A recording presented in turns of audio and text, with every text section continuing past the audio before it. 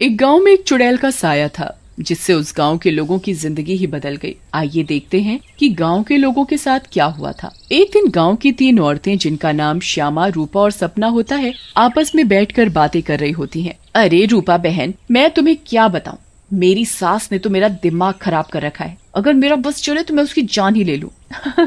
अरे क्या हुआ श्यामा बहन, इतना गुस्से में क्यों हो? शांति मौसी ने क्या कर दिया? हाँ तुम घर में अकेली हो ना, इसीलिए इतने मजे से रहती हो। हमसे पूछो जिनकी सास है, एक तो खाती हैं इतना, रोटी बना बना कर मेरे तो हाथ ही थक जाते हैं, ऊपर से हर काम में कमियां निकालती हैं। सही कह रही हो श्यामा बहन, मेरी कहानी भी कुछ कुछ तुम्हारी तरह ही है। मैं तो जरा सा अपने मर्द के साथ बैठ क्या जाऊं, पता नहीं कहां से बुढ़िया को खबर मिल जाती है, वहीं आकर सर पर खड़ी हो जाती है।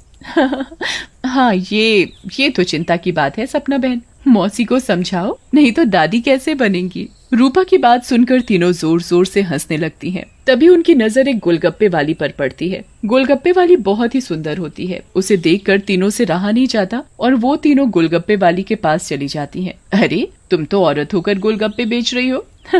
ये तो पहली बार देखा है। अरे तो बहन, इसमें बुराई क्या है, कौनो गलत काम थोड़ी ना कर रहे हैं, मेहनत कर रहे हैं। वैसे आप लोग खाओगे गोलगप्पे? बातें तो बहुत अच्छी बनाती हो, चलो देखते हैं गोलगप्पे कैसे हैं। उसके बाद श्यामा और सपना दोनों गोलगप्पे खाने लगती हैं और रूपा वहीं खड़ी हो जाती है। रूपा को ऐसे खड़े देख गोलगप्पे वाली बोलती है, अरे बहन, आप नहीं खा रही गोलगप्पे? क्या हुआ, कहीं आपको अपने फिगर खराब होने का डर लग रहा है क्या? अरे नहीं नहीं, ऐसी बात नहीं है, मैं बस बाहर का सामान कम खाती हूँ और कोई बात नहीं, इन दोनों को खाने दो। श्यामा और सपना गोलगप्पा खाने के बाद बोलती हैं, अरे वाह गोलगप्पे वाली, क्या गोलगप्पे हैं, मुंह से तो स्वाद ही नहीं जा रहा, मजा आ गया। ऐसे गोलगप्पे मैंने जिंदगी में कभी नहीं खाए, तुम तो रोज आया करो, मैं तो रोज ही खाऊंगी। हाँ हाँ हाँ बहन जी, ये भी कहने की बात है, अब तो मैं रोज ही आया करूंगी, नया नया काम जो खोला है। उसके बाद वो गोलगप्पे वाली वहां से चली जाती है और वो तीनों औरतें भी अपने अपने घर चली जाती हैं। अगली सुबह रूपा पानी भरने के लिए कुएं पर जाती है। वहाँ औरतें आपस में बातें कर रही होती हैं। अरे रूपा बहन, पता है तुम्हें श्यामा और सपना कहाँ है? कहाँ है मतलब? अरे अपने घर पर होंगी और कहाँ? आहा, अरे नहीं रूपा बहन, वो दोनों अपने घरों से गायब हैं। कोई कह रहा था कि उनका चक्कर चल रहा था मर्दों के साथ और उन्हीं के साथ घर छोड़कर भाग गई हैं। बेचारे उन दोनों के पति। रूपा को ये बात सुनकर बहुत गुस्सा आता है और वो बोलती है, तुम्हें शर्म आनी चाहिए, औरत होकर औरतों के बारे में ऐसी बातें करते हो। ऐसा कहकर रूपा वहाँ से चली जाती है। शाम को वही गोलगप्पे वाली गांव में फिर से आती है। चीनू और टीनू नाम के 2 मंचुले उसे देखकर बोलते हैं,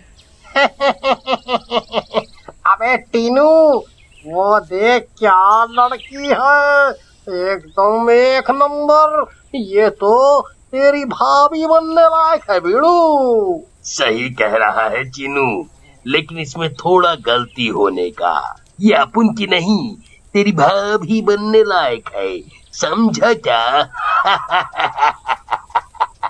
फिर वो दोनों गोलगप्पे वाली के पास जाते हैं और बोलते हैं, ए गोलगप्पे वाली, क्या गोलगप्पे खिलाएगी हम दोनों को?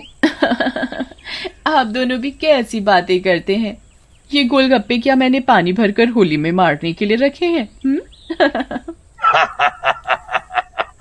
आप बहुत मजाक किया हो मेरी तरह। वैसे क्या नाम है आपका?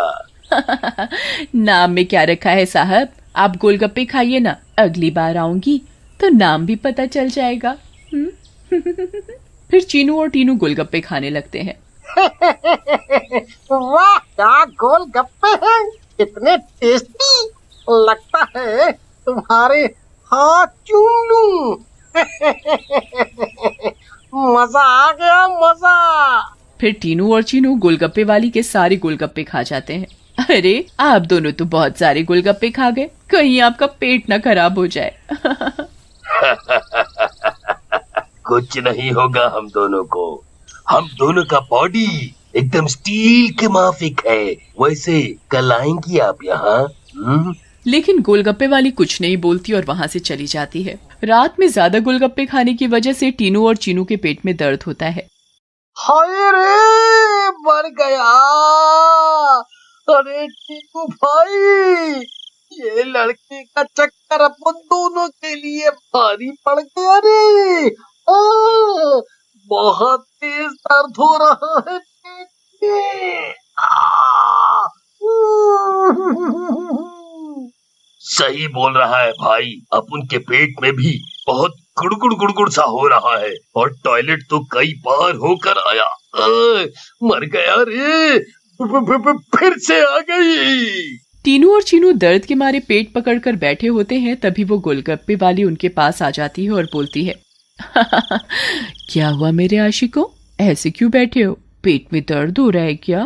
तुम्हें पता था क्या मिलाया है तुमने इसमें, बताओ।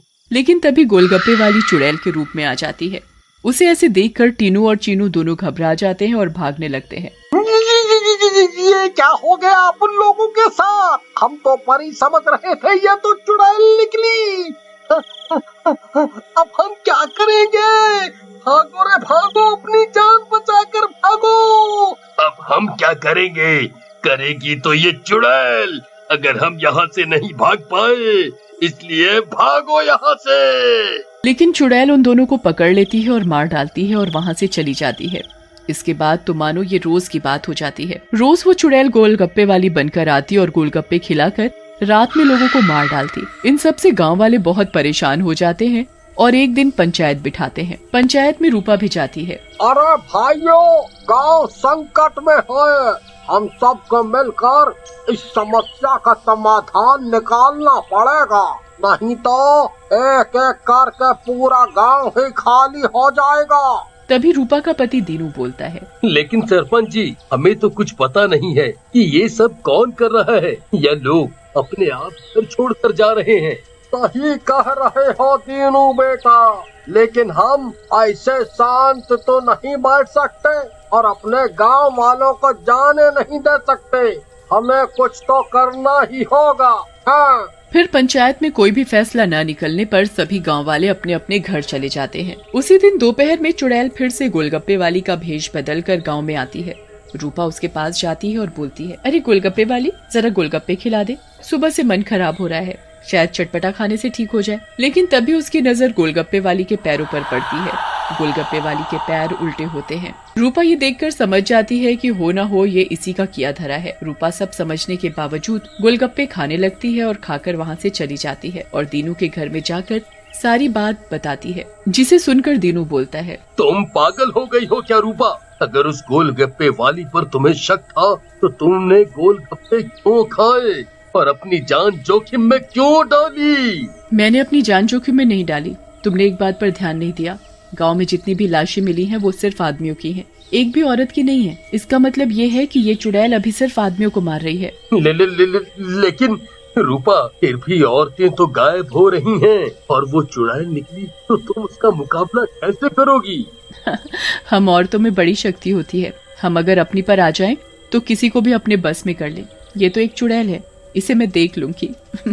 तुम चिंता मत करो। फिर रूपा और दीनू अपने कमरे में सो जाते हैं। लेकिन रूपा की चिंता में दीनू को नींद नहीं आती और वो आंख बंद करके लेटा रहता है।